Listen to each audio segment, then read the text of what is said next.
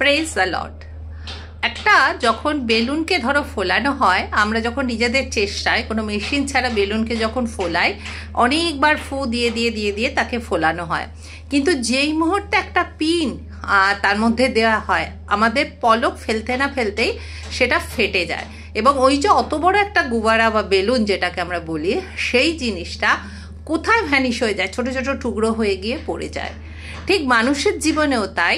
মানুষের জীবন প্রাইড বা গর্ব যখন মানুষের জীবন আসে, তখন সে আস্তে আস্তে আস্তে আস্তে ফুলতে থাকে। গর্ব কি নিয়ে হয়?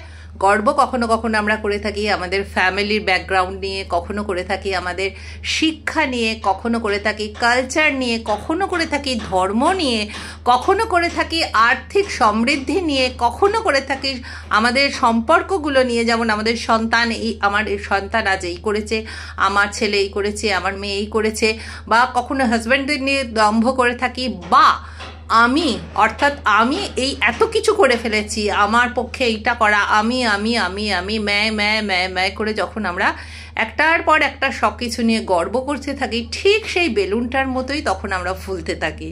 এবং আমার মনে হয় ঈশ্বরের হাতে একটা ছুঁচ রাখা আছে।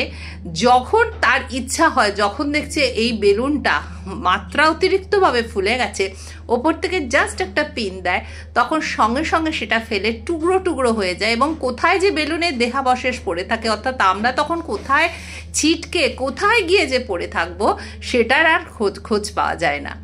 তো আমাদের এই প্রসঙ্গে প্রভু যীশু একটা জায়গায় বলেছেন যে শয়তানকে তিনি ওপর থেকে নিচে বিজলির মতো পড়তে দেখেছেন।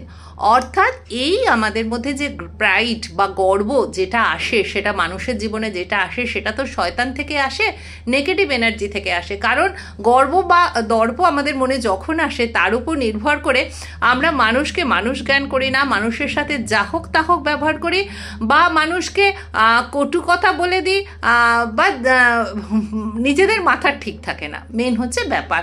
তো সেই ঈশ্বরের রাজ্যে সেই গর্বটা একদমই গ্রাহ্য নয়। এবং গর্ব যেহেতু শয়তান থেকে আসে, তা এই গর্বের পতন কিভাবে হয়?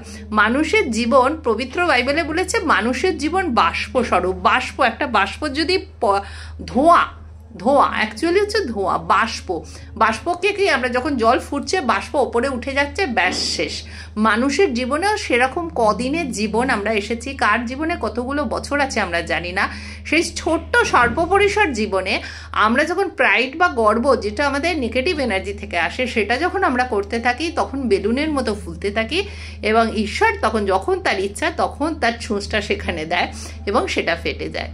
তাই যদি নিজেদের গর্ব, দর্প এইগুলো বাদ দিয়ে যেখানে যাতেই আমরা সমৃদ্ধি পাই না কেন, যাতেই আমরা নিজেদের পরিচিতি পাই না কেন, যাতেই আমরা আনন্দ পাই না কেন, গর্ব কেন করি? কোনো কিছু বিষয় থেকে আমরা যখন আনন্দ পাই, যে এই সম্পর্ক থেকে আনন্দ, আহা হা হা, আমার ছেলেমেয়েরা কত কিছু ভালো করছে, এই ভালো জায়গায় পড়ছে, এই ভালো শিক্ষিত, এটা আমাকে দেখাতে হবে সোশ্যাল মিডিয়াতে, এটা আমাকে করতে হবে সোশ্যাল মিডিয়াতে।